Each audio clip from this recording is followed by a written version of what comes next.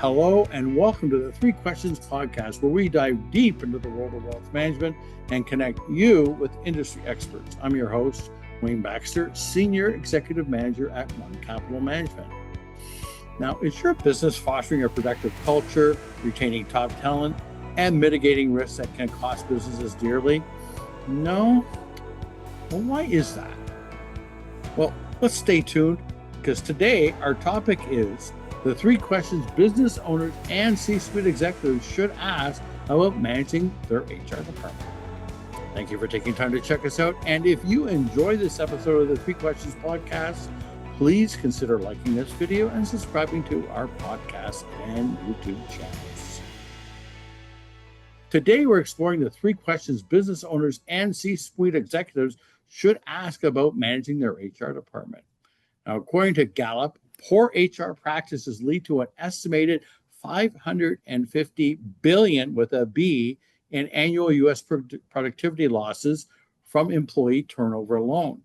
Now, while strong HR strategies can boost revenue growth by up to 2.5 times, as per McKinsey, for owners and executives, asking the right questions ensure HR drives efficiency, innovation, and long-term value, especially in a competitive labor market where the turnover rates right now hover at an astonishing 47% for U.S. companies. Now, joining us today from beautiful Miami, Florida, is Monica Martinez. She is a regional sales manager with Puzzle HR. They are a leader in customized HR solutions that act as a fractional HR department for businesses. Monica, we finally made it. You're well on the podcast. It's great to see you. Thank you for making time. Thank you so much, Wayne. I'm so happy to be here with you today. Well, it's great. I can't wait for the conversation. We cover a lot of topics. And, in the past, we've talked about HR issues on this podcast from an attorney perspective, from the perspective of the attorney who is representing the employees. We had podcasts regarding attorneys representing employees. We've talked to HR recruiters. So I think it's great that we're having you on. For those previous episodes, you can find them on our website, which is www.onecapital.com/3questions.php. So if you want to learn more about HR and how it affects your business, or from a legal perspective or from a staffing perspective, I encourage you to check out our website. So Monica, what she does is she helps business owners and C-suite executives tackle organization, payroll integration, talent acquisition to curb turnover, and everyday HR support through services like Direct Connect and learning development. So before we get into our three questions, Monica, I think it's a great idea here if we just take a couple minutes for you to tell us about Puzzle HR and your services. Away you go. Yeah, absolutely. So Puzzle HR, think about us as a company that has deconstructed all the different responsibilities that an HR department may have. So things like managing their benefits or managing payroll or the day-to-day tactical parts of human resources. Like you mentioned, recruiting, onboarding, and then of course, employee support. So basically what we did is we took a look at all of those pieces and said, you know what? Not every client or company needs all of those different support pieces. So we broke them all down into individual services, and we are truly able to offer and augment a client's current HR department or a company that does not have any type of HR support today. And we do that by them deciding which of those areas they need that lift, and then we come in and we support them. Well, I think there's one thing I know you and I can agree on, and that is that an effective HR department is the backbone of any successful organization. It's not just about compliance and payroll.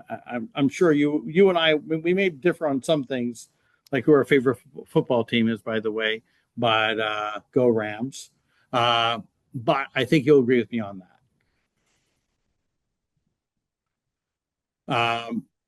So today, we're discussing the three questions business owners and C-suite executives should ask about managing their HR department. I think we should get right to our questions, Monica.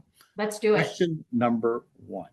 And these are from the perspective of again, from C-suite executive and business owners. So these are their questions. My HR department seems unable to complete projects they start. Now, that sounds something very frustrating. Is there a system they can utilize that will help them become more organized? Monica, away you go.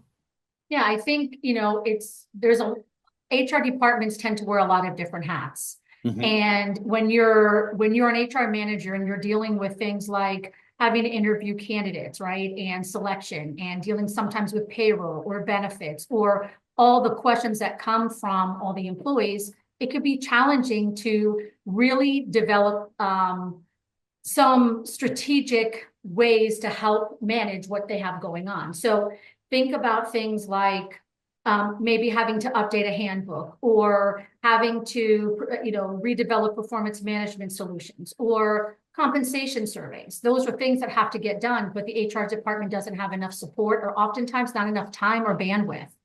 And so when we're talking to HR managers today, we're trying to kind of figure out like where the strengths are, what are the weaknesses, what are some areas that they can use some help on. And then, we'd like to come in and try to see if we can help, again, augment that department, take some things off of their plate and help them get through those tasks so that they can handle the day-to-day as well as any project management that they have going on. So once a business implements an organizational system, what, Monica, would you say are the key metrics that business owners should track to measure the improvements in HR project completion and overall efficiency? There's got to be some measuring sticks that you would suggest. So, I would say obviously, when C-suite is having the conversations with their HR folks, which are obviously the backbone of the company, right? I Mhm. think there needs to be a conversation, there needs to be a mixed conversation of what are we working on a daily basis, right? So again, what are the projects that we're working on? What is getting in your way? And I think you need to have some type of priority lists that are going on because again, everybody tends to go to HR and say, their hair is on fire. They have a problem they need to resolve, right? Or they've got 6 new people that are starting, or they've got 3 empty seats that need to be filled. And again, these projects fall to the wayside. So I think it's really important to kind of embrace your HR team and truly figure out like what are they working on and then help reprioritize so that the tasks that need to get done can actually get done. I think that's really important. Okay, Monica, thank you. We're going to move right on to question number 2. And here we go. We are in the process of choosing a new HR provider. I'm getting a lot of resistance from my HR manager. Is there a way for us to have a new system and a happy HR manager? Yeah, absolutely. I think once again, there's just a lot of responsibility that falls inside the HR department. Sometimes we see HR departments that are running really, really lean. And so once again, they're not able to handle all the responsibility. So I think it's a matter of, our C-suite supporting HR and saying, listen, we recognize that you're probably doing the job of 3 or 4 people. You are a party of 1. So what kind of resources can we bring in so that you're happy, you're getting the support, and the company is getting whatever it needs? Again, maybe from a tactical standpoint or from some strategy, right? Like where are we looking to go in the next 6 to 9 months, maybe 12 months out? What are the types of things that we need to be looking towards in the future? So I think it really is about supporting that HR team, letting them know that they're going to provide them the help that they need. And honestly, just be realistic with the idea that a one-man show or a 2-man show cannot handle or really complete all the tasks that are necessary on a daily basis.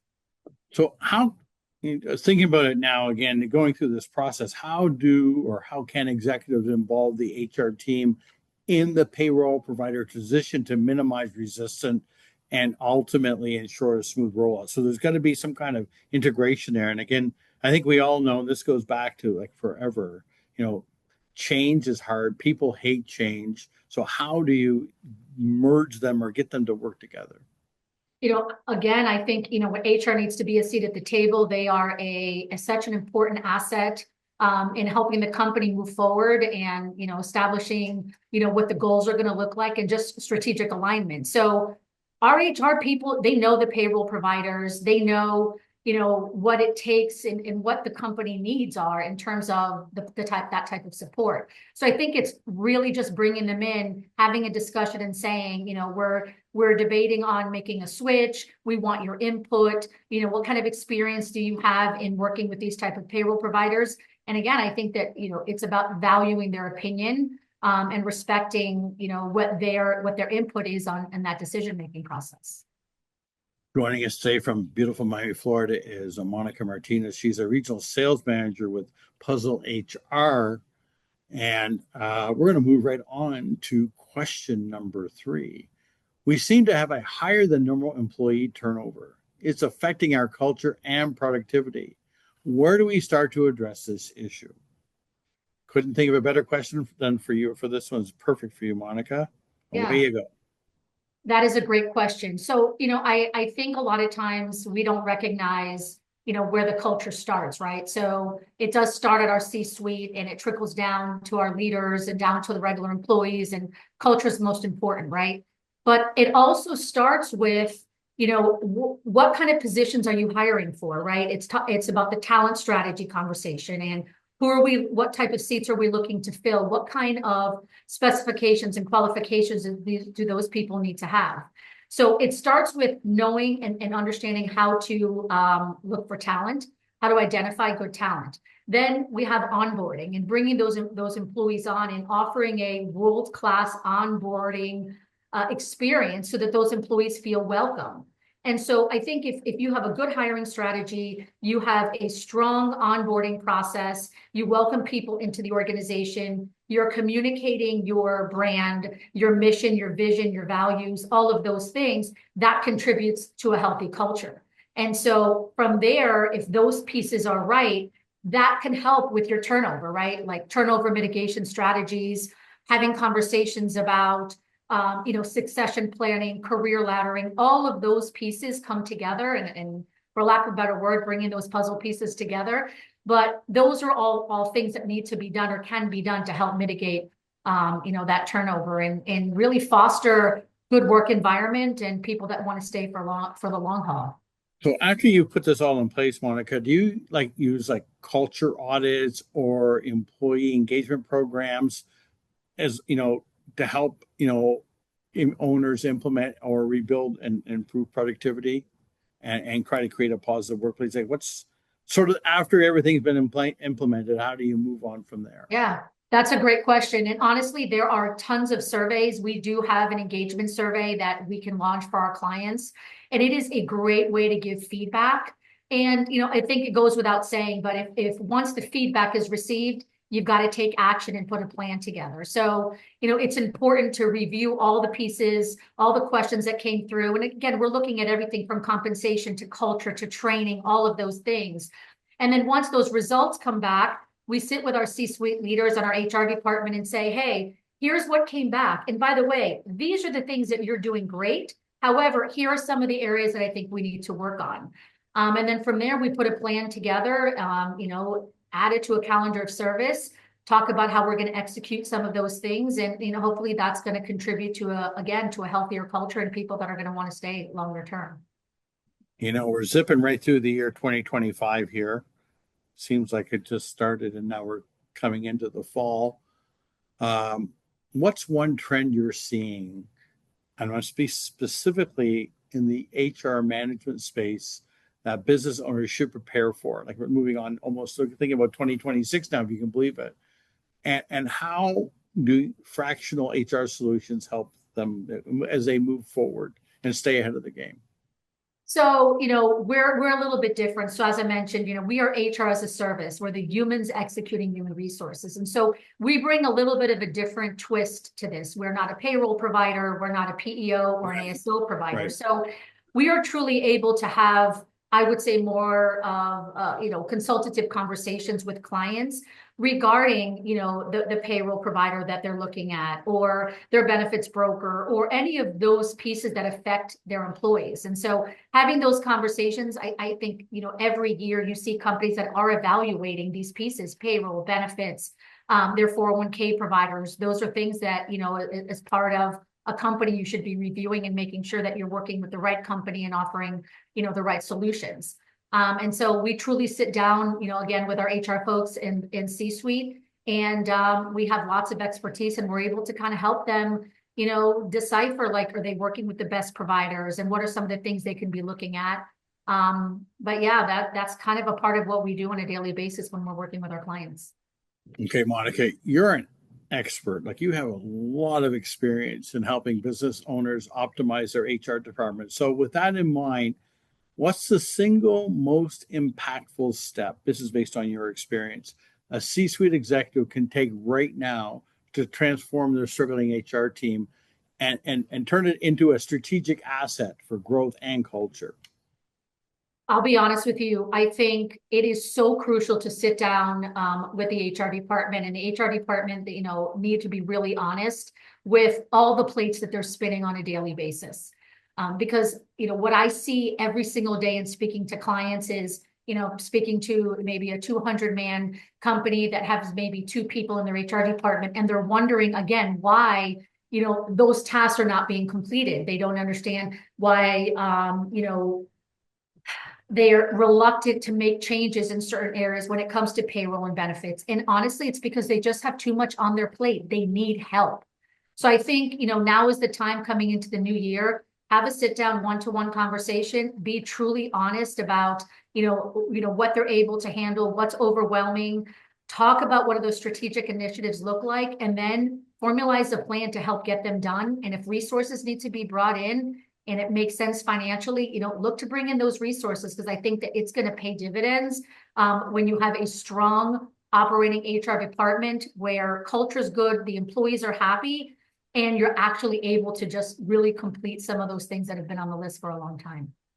That's great, Monica. So for the folks that are watching on the website here, we've included your information on the screen, contact information, but we have a lot of folks that listen on Apple, listen on Spotify.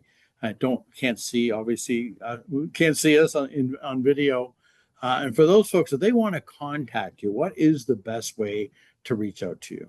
Yeah, absolutely. So I'm obviously on LinkedIn, Monica Martinez. We do have a website, puzzlehr.com. But personally, my email address is mmartinez@puzzlehr.com. And my cell phone is 954-591-5247. Welcome to take calls, schedule some time, and learn a little bit more about the business and, where the challenges are. I told you this is going to be fun. I wasn't wrong. This is great. And you were awesome. Thank you. Monica, thanks a lot for joining us today. It was great seeing you. I appreciate it. Thank you so much, Wayne. Monica Martinez is a regional sales manager at Puzzle HR. They are a leader in customer HR solutions that act as a fractional HR department for businesses. And she joined us from beautiful Miami, Florida. Monica, thanks a lot for taking time today. Thank you again, Wayne. I appreciate it. I look forward to bringing you the 3 Questions podcast, and I hope you find them educational and informative. Please consider liking this video and subscribing to our podcast and YouTube channels. And to receive a notification of when our latest episode has been posted, please click on the notifications bell. Lastly, to schedule an online Zoom consultation with me to discuss your wealth management needs, please click on the link in the description box below, www.onecapital.com/meet with Wayne. Thank you, and we will see you soon.